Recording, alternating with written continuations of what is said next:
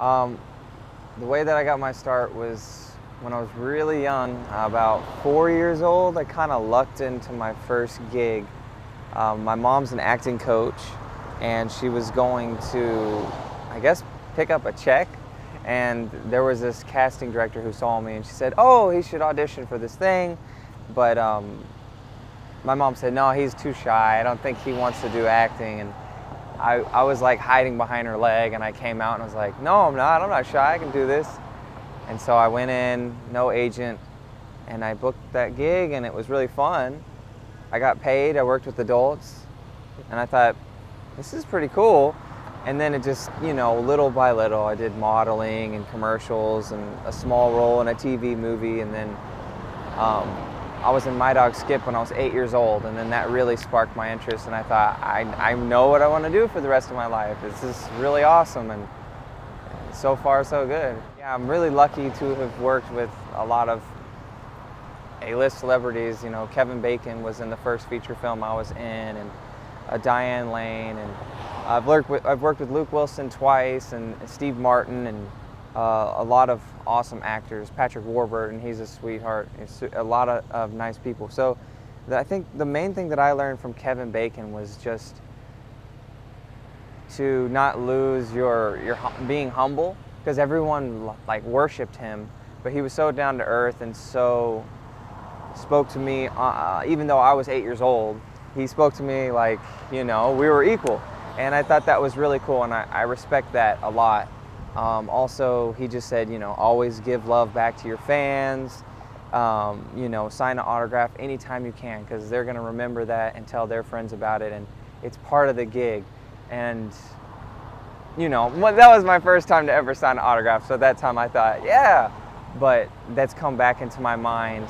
It was just his advice, because he's someone who's been doing it, and so I respect that, yeah.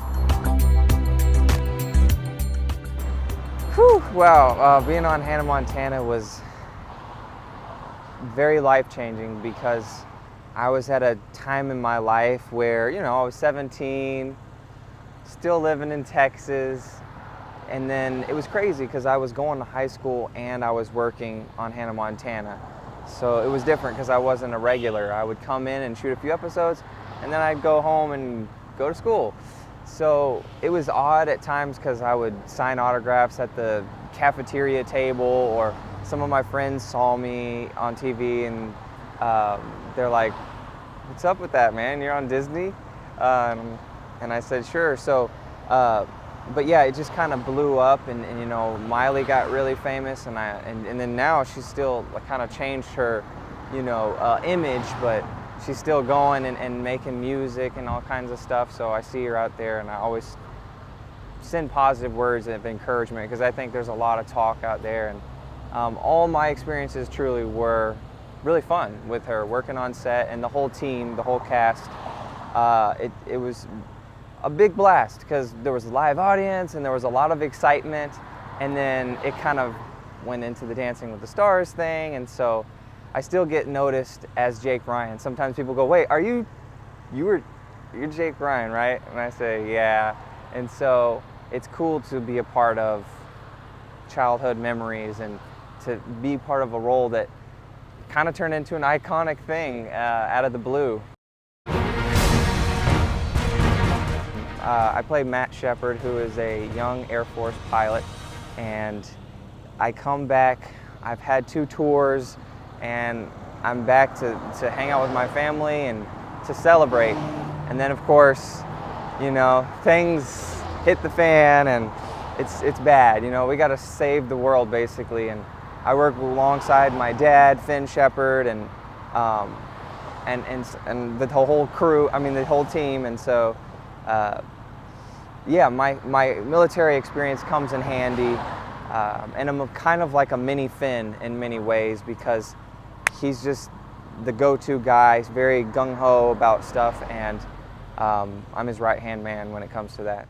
I think it's the first time I've ever dealt with so much CGI and having the green screen, and so I would like to do more of it because it's a lot of fun. It does something that not very many movies do, in that it's a horror movie, but it's also what we call like a mockbuster. And so I know when I was growing up, I loved to watch movies that kind of made fun of themselves or were parodies of other movies. And that's what this movie gets to do, is that it gets to do all the things that a horror movie does, but it can also be very comedic. So I think that, yeah, it's just different, and it's pretty wild how big of a fan base it has. So I'm excited to see some of the fans at Comic-Con this week coming up. I think moving forward, what I would like to be known for is doing movies that have some type of motivational aspect or uplifting message underneath.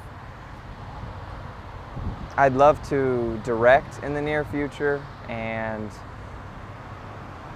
I just love getting to do what I do because it's a really fun job. So I'm not sure exactly what's coming next, but I know something is on its way, and I'm prepared, so we'll see.